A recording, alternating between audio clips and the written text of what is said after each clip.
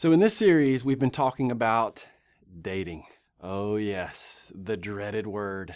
People either love talking about dating and they can talk about it all day and all night, or they absolutely hate it. Okay, I don't know which group you fall into, but here's the good news, is that this talk, what we're gonna talk about today, it isn't just for people who are dating. Okay, this is for everyone, whether you're in a dating relationship or not. So if you're like not dating anyone and you can't even get a girl to answer a question if you asked her what time it is, you don't have to completely check out for the next few minutes, because you might be some things in here that's helpful for you. Okay, got it? Cool. I love you.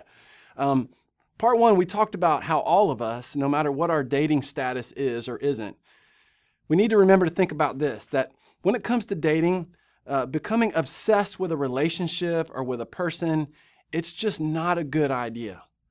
So we're saying, sure, if you want to start dating, you can date, okay? But don't stop thinking. Don't stop using good judgment.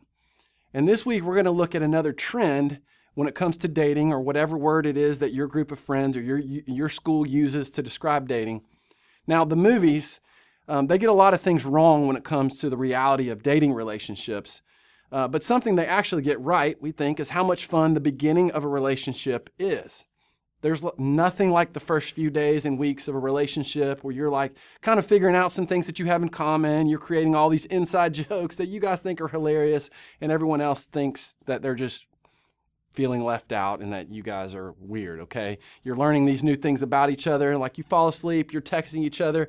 Guys, you're using these emojis that you never even knew existed. You wake up and you continue the texting conversation, and you just have them on your mind the whole day. You walk around with this like goofy smile on your face, You're just thinking about them all day. It's like your head's in the clouds and you can't think of anything else, and everyone else around you and everything is a blur. And you find yourself wishing you could spend every moment of your life with them, right? Yes, it's fun. This is like an emotional rush. Some of you are like, I wish I could have one of those emotional rushes. You're feeling a little sad right now, okay? It's all right. It's all right. You'll have your moment one day. But see, there's a problem. And it happens when you actually do end up spending every moment with them. Like your friends, they drop off the face of the earth. Or you never see your family anymore. Or maybe your grades start to slip. Or your performance on the team or the band starts to suffer. Or everything in your life kind of seems to fall by the wayside. Because let's face it, hey, you're in love. You are in love, baby, okay? Now, maybe this has been you before, and you look back to that year, back to middle school or whatever, and it's kind of embarrassing to remember it these days, or maybe that's you right now, but maybe you're totally oblivious to it, and your friends are like sitting around and they are so desperate for you to like get it, okay, that you are just obsessed. Or maybe, hey, you haven't been in a dating relationship before, but you hear this and you think, wow, I want to feel that way. I want someone that I can think about all day and all night. I want there to be a lady out there that thinks about me the same way. There really is something nice about being in the beginning of a dating relationship. But when you become obsessed, it doesn't end up being a good thing, because there's a huge risk in making dating a bigger deal than it ought to be at this stage of your life. Think about a couple of things. First off, we miss out. Look, there's so much to do in your teenage years that I think you're going to miss out on if you're obsessed with a relationship or with the idea of a relationship. I'll give you kind of a silly little example, okay? When I was in high school, I was in a band, not like the marching band, but like the Skinny Jean band, okay? We were terrible. I cannot overemphasize how bad we were as a band.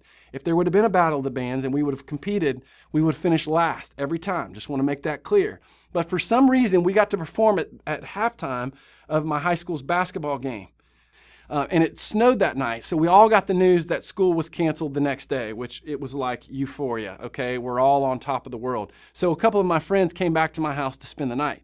Now, my buddy Ryan fell asleep immediately. Now, I don't know if like in your friends or maybe with your student ministry, if you've done like a lock-in or something like that, and you're just a group of people, or you've gone on a trip somewhere and there's somebody who just falls asleep immediately. They fall asleep like hours before everyone else. That's how Ryan was. I don't know if we were watching a movie. We could have been watching a TV show. We could have been watching a commercial. The dude's out, okay? So we decide we're going to spend the next 2 hours pulling pranks on him, okay? I didn't feel sorry for him. It was his fault. He fell asleep, okay?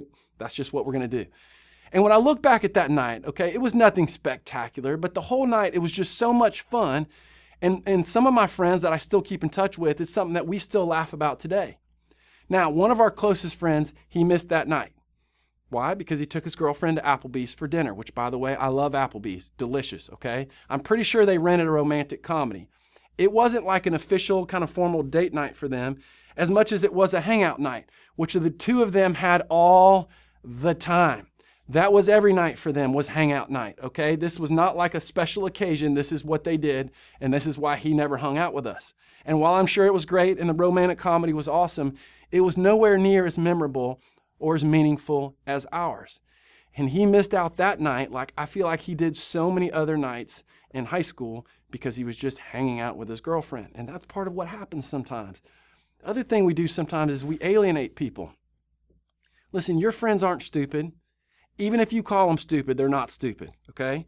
They realize, even if you think they don't, when your heart and your time and your energy and your thoughts are completely not in their world. Guys, even guys notice that, okay? They feel distance and separation, and eventually, hey, that takes a toll on your friendships and your relationships. It just does. All of a sudden, the people you used to care about the most, they don't feel like you care about them at all.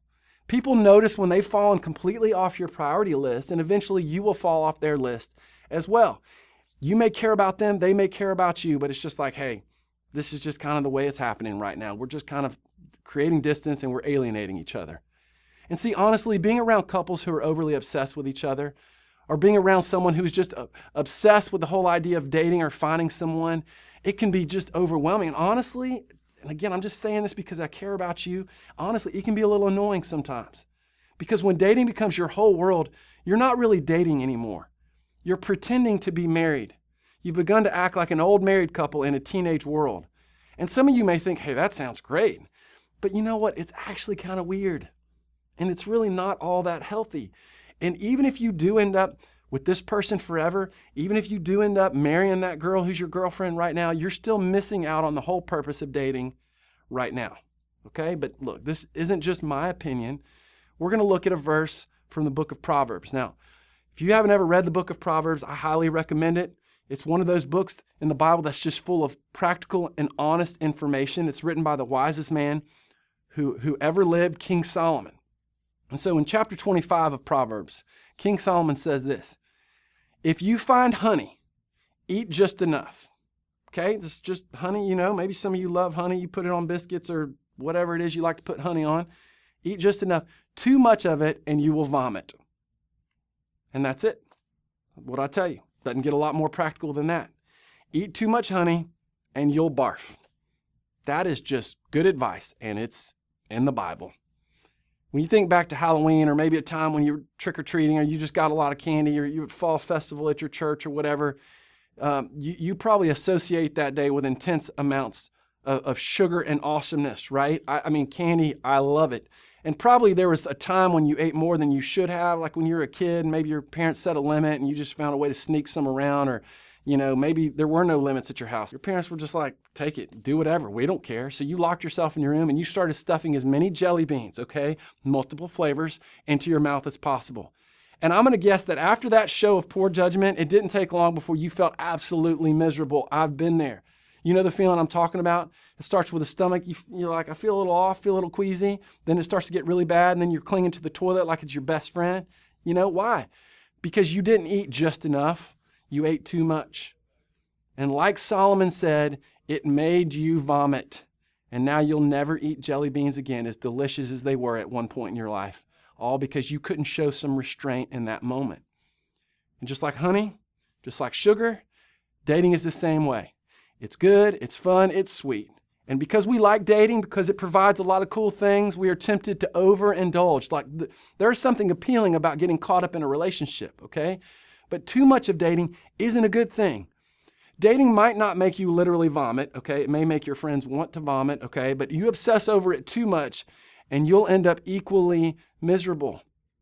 In other words, look, the caution of this verse is not to stay away from good things. It's to stay away from excess, to stay away from too much.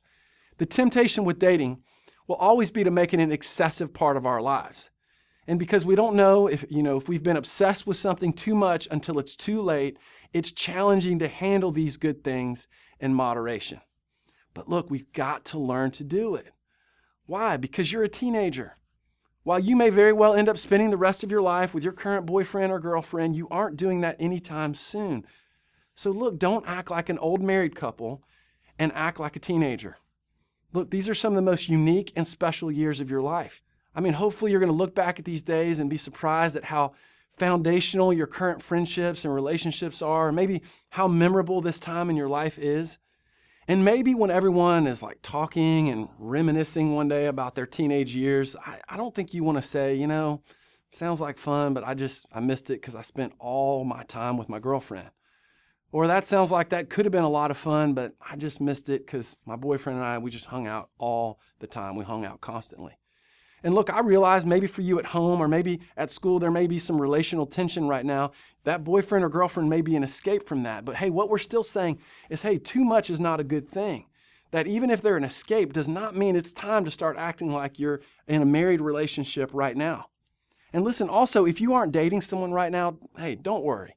Just because you're single in the 10th grade doesn't mean you're going to be single forever. Just because there isn't a significant other in your life right at this moment doesn't mean that's going to continue forever. Honestly, not dating someone, it could be maybe the best thing for you right now. There's less drama, less potential for regret. Think of it this way. You have extra money to spend on whatever you want to spend it on, huh? That's awesome. Yeah, this is why balance is key. This is why moderation is the point. This is why treating dating as if it isn't a permanent thing, but a temporary thing is actually, I think, the best approach. So what do you do? Whether you're dating someone right now or not, the first step is the same. And I think everyone needs to do it. The first thing you need to do, and I think starting today, is I think you need to get a life. I mean it. I think you need to work on getting a life. When we become so obsessed with the person we're dating or the idea of dating, our world starts to get very small. We get tunnel vision. We can only see this person or the idea of this person in our minds. And all of a sudden, we're losing all sense of perspective. And in order to get it back, you have to start living a life that includes more than just this person. In other words, you have to expand your world a little bit. If you're currently in a relationship, don't write off the rest of the world around you. Don't ditch your friends. Don't abandon your family. Don't lose interest in the things that used to energize you and make you feel alive. Get back into the things that used to make up your world. Get back to being you. Pull your grades up. Expand your tunnel vision to include the things outside of dating that make up who you are or make up who you could be. Now, if you aren't dating anyone, I want you to stop thinking that your life can't be good unless you start dating. Right now is the time to start figuring out what you like to do, who you want to be, what's going to get your time and attention. Maybe expand your sense of value and worth to include more than just your relationship status. Think of yourself in terms outside of just whether or not you're dating someone. And when you do that, you know what I think you're going to find? I think you're going to find that you're better set up for your future than if you had just stayed obsessed with dating or obsessed with a person. You're going to become more well-rounded. You're going to become more stable. You're going to have fewer regrets. And when it does come time for you to date someone or to get married, I think you're going to be very, very grateful that you did that. So as you head out today, I want to be clear, okay? I'm not saying don't date because I think dating can be a good thing. But I am saying be a teenager. Don't miss out on so many relationships and so many aspects of life because you're taking things too seriously. Cultivate several different hobbies and skills, and you can create some good, healthy memories. I think the key is learning to enjoy the good things God has given you without losing your sense of balance. Most of all, don't miss out on being a teenager because you're obsessed. Remember, look, it's true in so many areas of life, and it's true in dating. Too much of a good thing is not necessarily a good thing.